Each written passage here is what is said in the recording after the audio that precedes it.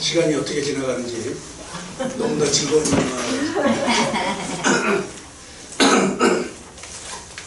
자, 이제 마음 정하면서 오후 예배 시작하도록 하겠습니다. 우리 찬송가 496장 찬양하겠습니다.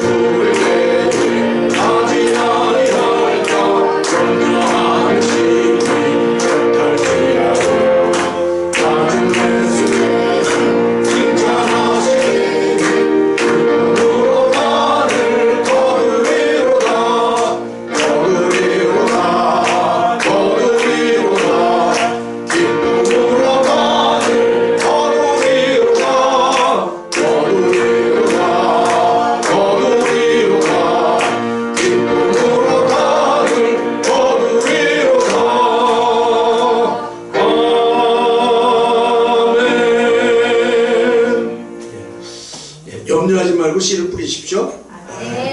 나게 하시는 거는 뭐 주님께서 알아서 하실 거니까 우리는 그냥 씨만 뿌리면 됩니다. 우리 549장 찬양입니다. 내 주의 뜻대로 행하시옵소서. 찬양.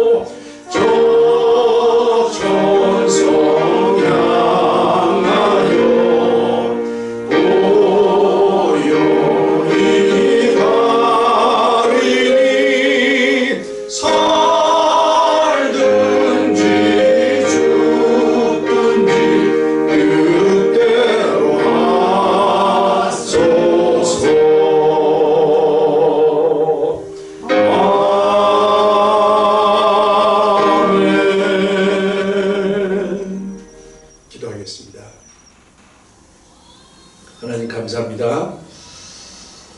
우리의 인생에 생사화복을 주관하시는 주님이심을 믿습니다. 하나님, 우리의 생각을 내려놓게 하시고 온전히 주님의 뜻대로 행하시기를 원합니다. 아버지 하나님, 우리의 모든 일거수일투족, 우리의 삶의 모든 전체 부분들을 주님 다스려 주시옵시고 주님께서 주관하여 주시옵소서. 방금 찬양 드린 것처럼 살든지 죽든지 주님의 뜻대로 하기를 원하오니 하나님이여 우리를 붙드시고 인도하시고 그렇게 주관하여 주시옵소서. 우리의 삶에 개입하여 주시옵소서. 그래서 온전히 주님만 향하며 주님께만 목적하며 그렇게 살아가는 우리 모든 인생들이 될 수 있도록 주님 축복하여 주시옵소서. 우리의 건강도 지켜주시고 우리의 모든 재정이나 또 아버지 하나님 우리 모든 관계나 이런 모든 것들이 온전히 주님의 은혜 가운데서 잘 유지될 수 있도록 주님 붙들어 주시기를 원합니다. 지키시고 인도하셔서 하나님이여 이 험하고 어려운 세상 가운데 주님으로 인하여 평안함을 누리며 주님으로 인하여 기쁨을 누리는 우리의 삶이 되도록 인도하여 주시옵소서. 이제 이 시간도 주님 함께 해주셔서 말씀을 통해서 주님의 뜻들을 우리가 잘 깨달아 아는 지혜를 허락하여 주시옵시고 온전히 주님께 영광 돌리는 귀한 시간 될 수 있도록 축복하여 주시옵소서. 감사합니다. 예수님의 이름으로 기도합니다. 아멘. 우리 다니엘서 1장 1절로 7절의 말씀입니다. 다니엘서 1장 1절로 7절의 말씀. 우리 한 절씩 교독하도록 하겠습니다. 제가 1절을 봉독합니다. 유다왕 여호야김이 다스린 지 3년이 되는 해에 바벨론 왕 느부갓네살이 예루살렘에 이르러 성을 에워쌌더니 주께서 유다왕 여호야김과 하나님의 전그릇 얼마를 그의 손에 넘기심에 그가 그것을 가지고 신할 땅 자기 신들의 신전에 가져다가 그 신들의 보물 창고에 두었더라.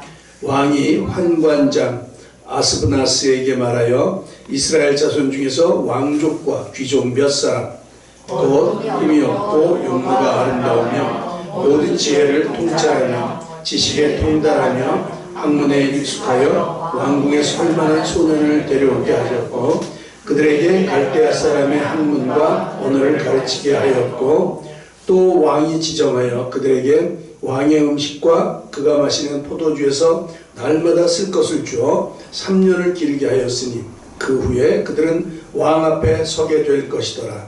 그들 가운데는 유다에서도 다니엘과 하나냐와 미사엘과 아사랴가 있었더니 함께 봉독합니다. 환관장이 그들의 이름을 고쳐 다니엘은 벨드사살이라 하고 하나냐는 사드락이라 하고 미사엘은 메삭이라 하고 아사랴는 아벳느고라 하였더라. 아멘. 다니엘을 통한 하나님의 뜻. 다니엘을 가지고 오후 시간에 좀 몇 번에 나눠서 다니엘에 나오는 그 환상들, 예언들 이 얘기를 좀 나누려고 합니다. 이 다니엘서는 12장으로 구성이 되어 있어요. 이제 비교적 길이가 짧지만 대예언서로 부분이 분류가 되어 있습니다. 그만큼 이 다니엘서에 담겨있는 이 계시의 내용이 매우 중요하고 그 스케일이 크며 또 그래서 이게 성경 전체에서 차지하는 비중 또 이 성경 전체를 아우르고 있는 이제 이런 것 때문에 이 대선지서로 분류하지 않았나 이렇게 생각이 듭니다. 이 다니엘서는 이방 세계의 그 역사 그 역사들을 매우 구체적으로 기술하고 있어요. 뿐만 아니라 이스라엘의 마지막 종말의 때에 대해서 두려울 만큼 디테일하게 이 연도와 연수, 날짜까지 이렇게 기록하고 있음을 보게 됩니다. 그래서 어떤 사람은 구약의 요한계시록이다 뭐 이렇게 별명을 붙이기도 한 그런 책이 다니엘서입니다. 다니엘서가 예언서로 분류되어 있긴 하지만 그러나 예언서이긴 하지만 어찌 보면 역사서로 분류할 수 있을 만큼 그만큼 이 역사에 기반을 뒀다는 것, 이제 이게 굉장히 중요합니다. 그래서 앞으로 이제 세워질 그 당시에는 없었는데 앞으로 일어나게 될 그 바벨론, 신바벨론이죠. 신바벨론 제국, 그리고 메대와 바사 제국, 페르시아 바사나라, 또 헬라, 그리스라고 하는 헬라 제국. 그런가 하면 로마 제국과 그 로마 제국 이후에 일어나는 모든 나라들에 대한 이 구체적인 미래의 역사를 기록하고 있다는 면에서 매우 중요한 그런 책이 됩니다. 놀라운 것은 성경뿐만 아니라 일반 서적에서의 그 대부분의 역사서는 이제 이 과거에 흘러왔던 역사를 기록하고 있잖아요. 역사서가 과거를 회상하면서 지은 책인데, 그런데 이 다니엘서는 과거도 과거지만 앞으로 일어날, 앞으로 되어질 미래를 아주 세세하게, 상세하게 기록하고 있다는 점에서 매우 중요한 책입니다. 그래서 이제 좀 몇 주간에 걸쳐서 여기 다니엘서에 나오는 이 중간사라고 하면 이제 구약의 마지막인 말라기, 거기를 끝으로 해서 하나님께서 계시를 주시지 않으셨어요. 그리고 예수님이 태어나실 그때까지 약 430년간의 그 기간 동안 깜깜해. 그래서 신학적으로 이 시기를 암흑기다, 이제 이렇게 얘기해요. 아무 일도 없었던 것처럼, 아무 기록이 없기 때문에 요거를 중간기라고 하는데, 그러나 하나님께서는 이 중간기에 그냥 계시지 않았어요. 어떤 일들을 하셨는데 그게 무슨 일인가, 다니엘서가 이미 이때 얘기를 하고 있다는 것이죠. 이게 이제 우리가 이 중간기를 아는 것이 신약을 이해하는데 굉장히 중요합니다. 그 맥락들이 중요하기 때문에 이 중간기를 해야 되는데, 중간기를 하기 위해서 다니엘이 꼭 필요하다는 것이죠. 그래서 이 다니엘의 환상을 중점적으로 해서 몇 시간을 좀 여러분들에게 같이 말씀을 나누려고 이제 그렇게 생각을 합니다. 다니엘 통독이 이제 얼마 안 있으면 돌아와요, 그죠? 그냥 읽으면 다 그냥 지나가는 얘기들인데, 좀 이렇게 구체화해서 좀 알고 읽으면 이제 그런 것들이 이런 얘기구나 하는 걸 좀 알 수 있을 것 같죠? 오늘은 이 다니엘서에 대한 그 개관을 하면서 다니엘서에 나타난 이 하나님의 뜻을 좀 살펴보려고 합니다. 먼저 다니엘은 바벨론의 그 1차 침공 때 바벨론으로 잡혀갔던 이스라엘의 아주 총명한 청년이었어요. 오늘 1절에 보면 유다왕 여호야김이 다스린 지 3년이 되는 해에 바벨론 왕 느부갓네살이 예루살렘에 이르러 성을 에웠었다. 이렇게 기록함으로 다니엘서의 역사적 배경을 볼 수가 있습니다. 저기 나오는 여호야김은 이 남유다의 가장 유능하고 가장 선한 왕이었던 요시야 왕의 둘째 아들이에요. 둘째 아들. 그런데 유다를 침공한 이 애굽의 바로 느고에 의해서 이 요아스 왕이 죽어요. 그러자 그 넷째 아들인 여호아하스를 왕으로 세웠는데, 그 여호아하스 왕을 이 애굽이 폐위시키고 이 여호야김, 원래 이름은 엘리야김이었죠. 그런데 이름을 바꿔서 여호야김, 그리고 네가 다스려, 이제 이렇게 해서 세워진 왕이 여호야김입니다. 25살에 이제 왕위에 올랐다 그러죠. 18대 왕입니다. 이때 이미 남유다의 마지막을 가고 있는 거예요. 저 뒤로는 시드기야 그 앞에 왕이 하나 더 있고, 여호야김이라고 하는 왕이 하나 있고, 시드기야. 그러니까 바로 그 끝무렵이에요. 끝무렵. 이 북이스라엘을 멸망시켰던 나라가 아수르라고 하는 나라입니다. 예, 이제 이렇게 있는데 여기가 이스라엘이에요. 이스라엘이 둘로 나눠서 위에는 북이스라엘, 아래는 남유다 이렇게 돼 있죠.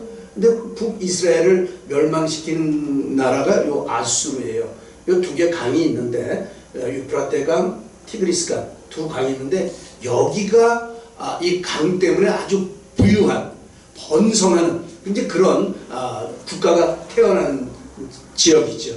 그래서 원래 이 메소포타미아 문명이 발생했던 이제 그런 지역입니다. 거기에 아수르라고 하는 나라가 니누에를 수도로 삼아서 큰 세력을 떨치고 있었죠. 이제 이게 초반이에요. 이 아수르가 이 북이스라엘을 쳐서 점령을 시켰습니다. 그리고 북이스라엘을 멸망시키고 거기다가 그 사람들을 다 잡아서 자기네 나라 끌고 가고 이쪽에 있던 이방 사람들을 그 북이스라엘에 갖다 놨죠. 이게 이제 사마리아의 그 아주 뼈아픈 그런 이제 역사가 됩니다. 이제 이런 아수르가 있었는데 그 뒤에 여기 보면 이게 안 나오네요. 요 밑에 바벨론 제국이라고 있습니다. 이게 동네가 부족 국가예요. 요 바벨론이 왕이 아주 유능한 왕이 나면서 점점 세력을 키워가면서 이 아수르를 점령을 합니다. 그래가지고 아수르가 차지했던 그 땅을 바벨론이 그대로 차지하면서 더 영토를 넓히죠. 그러니까 아수르와 바벨론이 그 다음이에요. 이 바벨론에 의해서 이제 남유다가 멸망을 하게 되는 거죠. 이제 바벨론은 세력을 좀 요 위에까지 이렇게 많이 넓혔어요.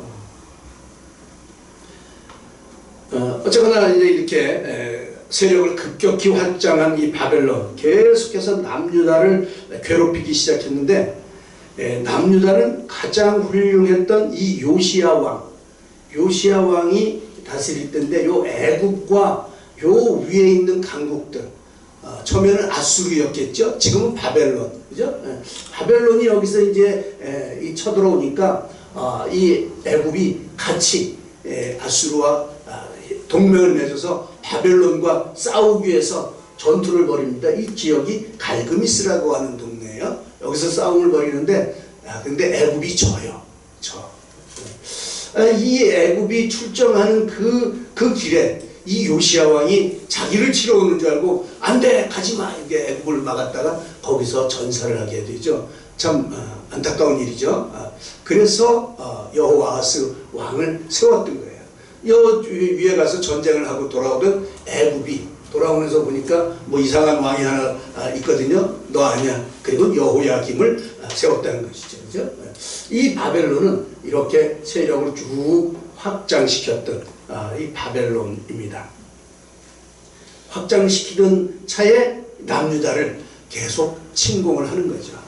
이 엘리야김 왕이 이 바벨론의 이제 그 다스림을 받다가 배반을 하게 돼요. 그 원래 그 애굽 사람들이 이렇게 세웠잖아요. 근데 바벨론이 와서 점령을 한 거란 말이죠. 근데 이제 바벨론에 배반을 했어요. 그러니까 바벨론이 가만히 안 두죠. 계속 침공을 하는 거예요. 그렇게 침공을 하면서 거기에 있는 유능한 청년들을 데리고 가는 거죠. 이제 그게 1차 첫 번째 침공할 때 붙잡혀갔던 사람들이 바로 이 다니엘, 이게 오늘 1장 1절에 나왔던 그 사람들 얘기예요. 다니엘과 세 친구들이 이제 함께 선발이 돼서 바벨론으로 이주를 하게 됐죠. 그러니까 여기까지 이렇게 이주를 하게 된 겁니다. 남의 나라로 끌려간 거죠. 이때 이 다니엘의 나이가 뭐 16살 정도라고 그래요. 아주 뭐 패기만만하고 그런 아주 당찬 청년이었죠. 아주 젊은 청년이었고 이 머리도 영특하고 하여튼 모든 게 다 정말 총명하고 더 없는 이런 인재였기 때문에 데리고 갔던 것이죠. 6절에 보면 이 사람들 갔던 사람들의 이름이 기록되어 있습니다. 그들의 이름은 다니엘, 하나냐, 미사엘, 아사랴. 이게 이제 히브리식 이름이에요. 그런데 바벨론에 잡혀온 이들에게 이 바벨론의 관리인 환관장이 이름을 고쳐 부르죠. 그죠? 이렇게 부릅니다. 이게 이제 히브리식 이름인데 다니엘, 하나냐, 미사엘, 아사랴인데 이게 보면 전부 다 나의 심판자는 하나님, 여호와는 자비를 베푸셨다. 누가 하나님과 같을까? 하나님을 칭송하는 거죠. 여호와가 도우셨다. 이게 다 하나님과 관련되는 그런 이름이었어요. 그런데 이제 어떻게 바뀌었냐 하면 벨드사살로, 벨이 그의 생명을 보호하실 것이다. 벨은 바벨론의 신이에요. 신. 그러니까 우리 신이 너희들을, 네 생명을 보호하실 것이다. 이렇게 이름을 바꾼 거예요. 사드라, 악의 명령. 이거 완전히 안 됐죠. 그죠? 악 같은 이가 어디 있을까? 이것도 이상한 이름이에요. 그죠? 아벤누고, 느고의 종이다. 느고의 종이다. 이게 이제 그쪽에 다 신들을 얘기하는데 이름을 확 바꿔버렸어요. 그죠? 원래 이름은 우리의 그 정체성을 확고히 해주는 거 아니겠습니까? 우리들이 이제 어려서부터 아주 아기 때부터 우리 성원이도 자기 이름을 아는 것 같아요. 부르면 쳐다봐요. 그 이름의 뜻이 계속해서 불려지면서 내 마음에 각인이 되어 있는 거죠. 그죠? 그래서 평생 그 이름을 들으면서 이 뜻의 내용들이 나의 삶에 막대한 영향을 끼치고 있음을 보게 됩니다. 그러니까 저쪽 이름같이 늘 하나님을 향한 이제 그런 이름을 불리다가 이렇게 이름을 바꾼다고 하는 것은 정체성을 바꿔버리는 거죠. 정체성을. 그죠? 그리고 나를 부인하고 다른 삶을 살도록 강요하는 거 아니겠습니까? 옛날에 우리 그 일제시대 때 36년밖에 안 됐지만 그때도 다 창씨 개명을 해서 일본식 이름으로 불렀잖아요. 뭐 저희들은 그 경험 안 했기 때문에 얼마나 다행인지 모르는데, 그죠? 그것 때문에 많이들 이제 어려워들 했죠. 어쨌거나 중요한 것은 이름이 중요하다는 것. 그런데 이름을 바꿨다는 것. 근데 아마 저 사람들은 그 이름을 어떻게 불렀나 모르겠어요. 아니 뭐 그 정도야 뭐 우리가 감수하지 그랬을지도 몰라요. 그죠? 이 청년들은 비록 바벨론의 포로로 끌려오긴 했지만 그곳에서 분명한 뜻을 정하고 자기의 신앙을 지키기로 결심을 하죠. 뭐 우리 익히 잘 아는 거죠. 그 결심 가운데는 음식에 대한 결심이 제일 먼저 나오고 있습니다. 그래서 1장 5절에 보면 왕이 지정한 음식을 그들에게 3년 동안 이렇게 먹게 해서 잘 기른 후에 그들을 쓰겠다고 하는 왕의 이 계획이 있었어요. 그래서 왕의 음식을 이렇게 먹게 하는데 1장 8절에 보면 다니엘은 뜻을 정했어요. 뜻을, 그걸 안 먹겠다. 채식만 하겠다. 아, 그래요. 그죠? 제가 지금 이러고 하고 있습니다.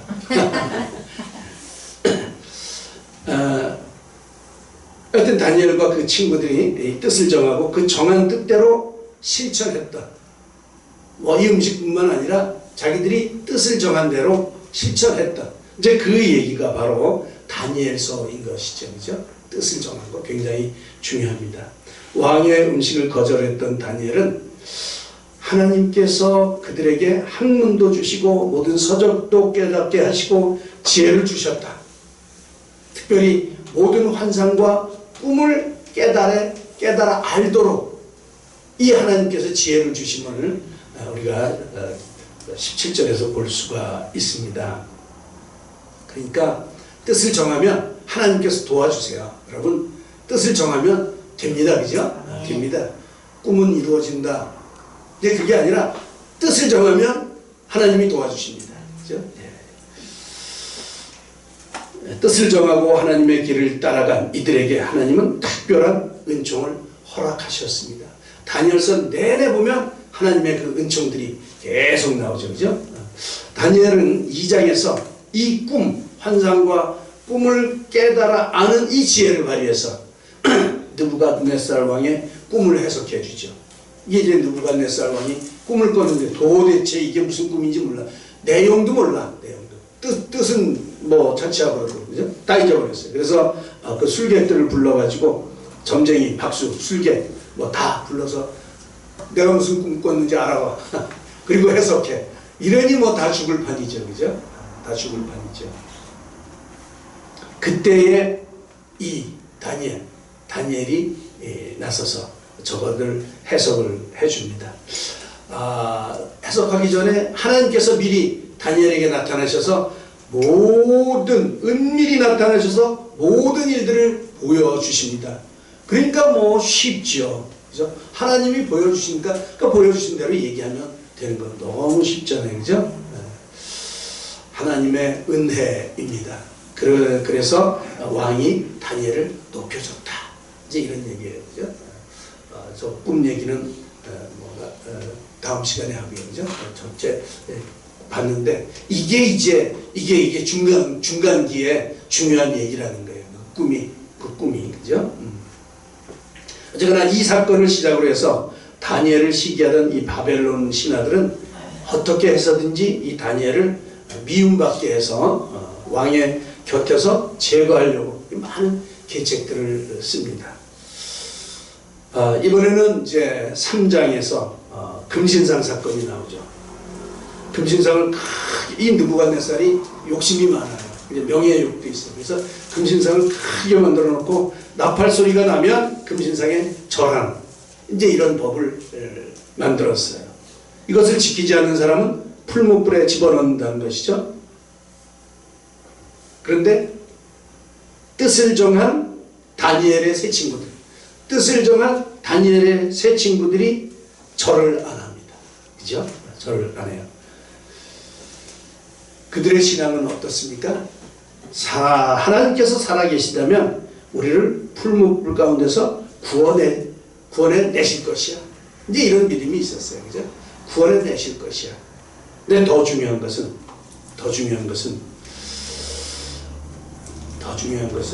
그렇게 하지 아니하실지라도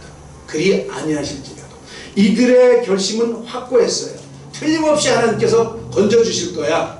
그 믿음이 확실했는데 그렇게 안 하신다고 해도 그렇게 아니하실지라도 우리는 거기다 절하지 않겠다. 이 중요한 고백이죠. 그죠? 아주 결심을 보여주고 있습니다. 아주 중요한 결심입니다.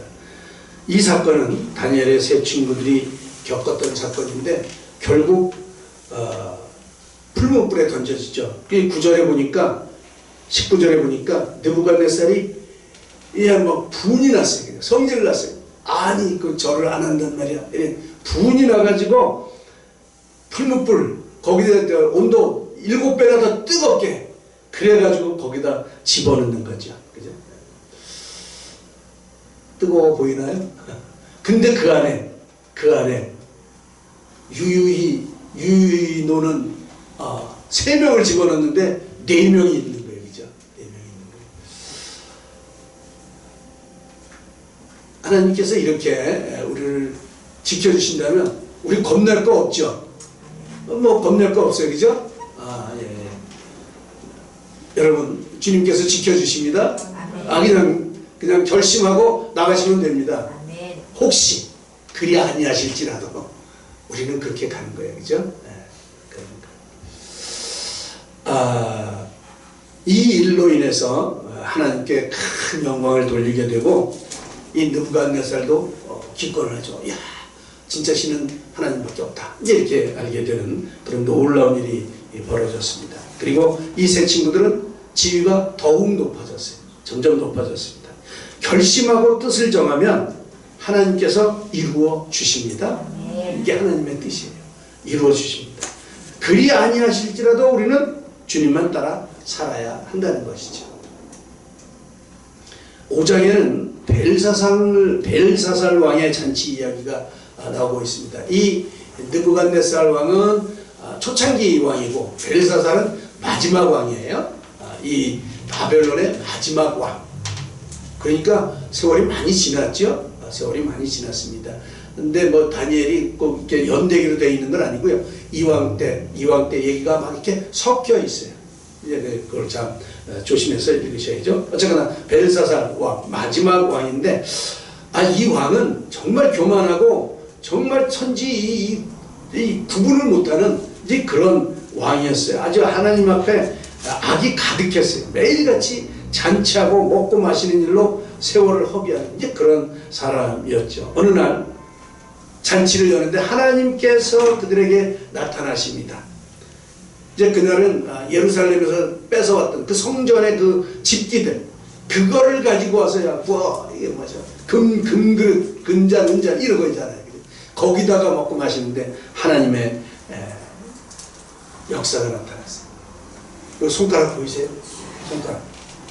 이거 벨사살 왕인데 손가락이 나타나서 벽에다가 다 글씨를 쓰는 거예요. 다 글씨를 씁니다. 이렇게 글씨를 쓰자, 글씨가 이렇게 써 있는데, 여러분 아세요? 모르죠? 벨사살 왕도 저게 뭔지 몰라. 저게 무슨 말인지 몰라. 도대체 이게 뭐냐? 어쨌거나 이 허공에다 이 글씨를 쓰니까 아주 이 얼굴빛이 변하고 생각이 번민하고 넓적다리가 막 녹는, 엄청 겁나는 거예요. 그죠? 막 무릎이 후들후들 이제 이런. 야, 정말 심히 놀랐어요. 그런데 이 글씨를 아는 사람이 아무도 없습니다. 이 왕은 다니엘을 불러서 그 글씨의 뜻을 물어보죠. 우리가 잘 아는 대로 그 글씨는 메네메네 데겔 우바르신이라고 하는 말입니다. 뜻은 메네는 하나님이 이미 왕의 나라의 시대를 세워서 그것을 끝내겠다. 왕의 나라가 끝났다. 이제 그런 심판의 메시지예요. 그죠? 대결은 저울에 달아봤더니, 왕을 저울에 달아봤더니 부족하면 어떻게 없애버리는 거예요. 그죠? 왕, 너는 끝났어. 네 나라 끝났어. 베레스, 이 우바라신의 그러니까 베레스의 변화된 말이 우바라신입니다. 그러니까 뭐 남성, 여성 뭐 이런 거에 따라서 베레스가 원한데, 왕의 나라가 나뉘어서 메대와 바사 사람에게 준바되었다. 왕을 이 나라를 빼서 두 조각 내서 딴 나라에게 주겠다. 이제 그런 뜻이라는 거예요. 기절하죠, 그죠? 왕의 용량이 부족해서 당신의 왕의 시대가 끝나고 왕의 나라가 나뉘어서 메대와 바사에게 넘어갈 것이다. 이제 이런 말씀이에요. 진짜로 이 벨사살 왕이 죽고 바로 메대 바사라고 하는 두 나라가 이 바벨론을 점령을 하게 됩니다. 무시무시한 예언이죠. 그렇죠? 이 하나님의 의도가 이렇게 나타나고 있음을 봅니다. 다니엘서 6장은 바벨론이 망하고 이제 메데바사의 다리오 왕 때, 다리오 왕. 메데바사, 다리오가 좀 여러 명 나와요. 그런데 메데바사의 다리오 왕 때의 일이에요. 다니엘은 메데바사에서도 다른 사람들과 함께 총리를 지내고 있으니까 바벨론에 총리하던 사람이 메데바사라고 하는 메데 다리오 그 시대에도 총리를 하는 거죠. 그것도 수석 총리였어요. 그죠? 저희 보니까 다니엘은 마음이 민첩하여 총리들과 고관들 위에 뛰어남으로 왕이 그를 세워서 전국을 다스리게 하려고 그를 세웠다. 이제 이렇게 말하고 있어요. 정말 뛰어난 사람이 다니엘이죠. 다니엘에 대한 그 신망이 얼마나 두터운지를 잘 보여주고 있습니다. 그래서 이제 다른 총리들이 다니엘을 제거하기 위해, 시기가 나니까 제거하기 위해서 꼬투리를 잡고자 이제 노심초사한 가운데 한 법을 만듭니다. 그 법이 바로 이 왕에게만 예배해야 되고 다른 것을 예배하면 안 된다. 30일 동안 이제 그런 조서를 만드는 거예요. 그리고 거기다 왕이 도장을 꽉 도장을 꽉 찍었어요. 그거를 다니엘이 알아요. 다른 사람 다 알아요. 이게 다 반포가 됐어요. 그럼에도 불구하고 다른 신을 섬기면 죽음을 맞는다고 하는 사실을 알매도 불구하고 다니엘에게는 전에 하던 대로, 매일 하던 대로, 뜻을 정한 대로 하루 3번씩 기도했죠. 그러다가 이렇게 했지. 창문을 열어놓고 예루살렘을 향해서 매번 하루에 3번씩 뜻을 정한 대로 그렇게 그냥 가는 거예요. 안 흔들리고, 그죠? 옳았구나, 잘 됐다. 그리고는 이제 붙잡아다가 이번에는 사자굴에 던지는 거죠. 사자굴, 그죠? 굉장히 편안해 보이죠, 그죠? 훈련이 잘 된 사자들이에요, 그죠?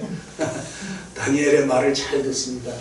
진짜 그런가 해서 저 꺼냈는데 저 위에서 또 그 파수보던 경비병을 집어넣었잖아요. 난리가 바로 죽었다는 거 아니에요, 그죠? 하나님께서 사자들을 이렇게 보내셔서 사자의 입을 봉하셨다. 이게 하나님의 섭리입니다. 뜻을 정한 곳에 하나님은 이렇게 섭리해 주셨다는 것이죠. 하나님께서는 이들이 뜻을 정하고 결단을 했을 때 이들의 편을 들어주셨습니다. 그래서 풀무불에서도 살아날 수가 있었고 사자굴에서도 사자들의 입을 봉해서 무사히 살아남을 수가 있었어요. 뜻을 정하고 그 정한 뜻대로 사는 사람들에게는 하나님께서 은혜를 내려주십니다. 그게 하나님의 뜻이에요. 물론 그들은 그리 아니하실지라도 내가 죽는다고 할지라도 우리는 하나님만 섬기겠다고 하는 그런 신앙을 가진 사람들이죠. 그렇게 뜻을 정한 사람들이었습니다. 그들에게 하나님께서는 이렇게 역사해 주신 것이죠. 다니엘은 바벨론의 느부갓네살로부터 시작해서 메데 다리오 왕을 거쳐서 바사나라의 고레스 왕까지 무려 3개국에 걸쳐서 섬겼던, 총리로 섬겼던 마지막 이 고레스 왕 때는 나이가 한 90 정도 됐던 것 같아요. 90의 나이에 하나님의 부르심을 받기까지 약 70년 동안을 이 3개국을 이렇게 섬겼던 그런 총명하고 유능한 사람이었습니다. 한낱 이 포로로 잡혀왔던 이 포로가 이제 그런 일들을 했던 것이죠. 그 시작이 바로 뜻을 정한 것. 1장 8절에서 나왔던 그것. 다니엘이 뜻을 정하여 그 뜻을 정하는 것부터 시작이 되었다는 사실을 우리가 꼭 기억해야 될 것입니다. 그의 긴 여정 가운데 변함이 없었던 사실은 결코 하나님께 대한 뜻을 굽히지 않았다는 것이에요. 여러분들도 여러분들의 평생을 통해서 하나님께로 뜻을 정하고 그 뜻대로 살아감으로 복을 받는 복의 사람들 다 되시기를 축복합니다. 네. 뜻을 정하는 게 굉장히 중요합니다. 뜻을 정했으면 그렇게 사는 게 중요합니다. 하나님께서는 뜻을 정한 다니엘과 세 친구를 통해서 우리에게 교훈하기를 원하십니다. 그것은 주님께로 뜻을 정하고 주님을 경배할 때 주님께서는 이들을 이 험난한 질고 가운데서 지켜주신다는 것이죠. 어려운 가운데서 지켜주신다는 거예요. 정말로 주님은 지켜주십니다. 뜻을 정하고 결심하고 지키는 자에게, 그렇게 사는 자에게 하나님께서는 그들의 길을 인도해 주신다는 사실을 잊지 마시기를 축복합니다. 예, 정하면 들어주십니다. 자, 지금까지는 1장부터 6장까지 이들의 현재 역사를 기록하고 있습니다. 현재 역사를 다루고 있죠. 그들이 어떻게 뜻을 정하고 어떻게 그것들을 지켜갔는지, 그래서 그들은 어떤 일들을 경험했는지, 많은 기적 같은 일들과 하나님의 개입하심을 보여주셨습니다. 그런데 진짜 중요한 것은 지금부터예요. 지금부터 7장부터 마지막 12장까지의 내용은 이제부터 닥칠 향후 이루어질 그 미래의 예언들입니다. 미래에 일어날 일들, 이 일을 알려주시기 위해서 하나님께서는 다니엘이라고 하는 총명하고 신실한 청년을 바벨론으로 인도하셔서 하나님의 뜻을 보여주고 있는 것이죠. 이들의 신실함을 통해서 거기다가 하나님의 뜻을 엎어서 이제 네가 나의 일을 좀 보여줘라, 이렇게 말씀하신 것이죠. 뜻을 정한 한 사람을 통해서 미래에 일어날 일들을 보여주신다는 것이죠. 이것을 계시라고 합니다. 계시, 그죠? 하나님의 뜻을 사람들에게 보여주는 것, 이게 계시입니다. 다니엘은 지금부터 이제 하나님 나라 진행이 어떻게 될지를 보여주고 있는데 7장에 보면 이게 이제 7장부터 많은 환상들이 이렇게 보여져요. 이게 7장에 보면 이 짐승, 네 짐승의 이 환상이 보여집니다. 뭐 이런 환상들은 구원받게 될 이스라엘뿐만 아니라 종말론적으로 성취될 하나님 나라에 대한 내용을 담고 있죠. 이 네 짐승의 환상. 그죠?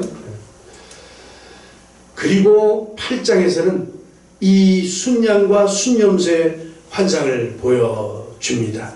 이 환상을 통해서 바사 나라와 또 헬라의 등장, 이제 이거를 또 보여주고 있죠.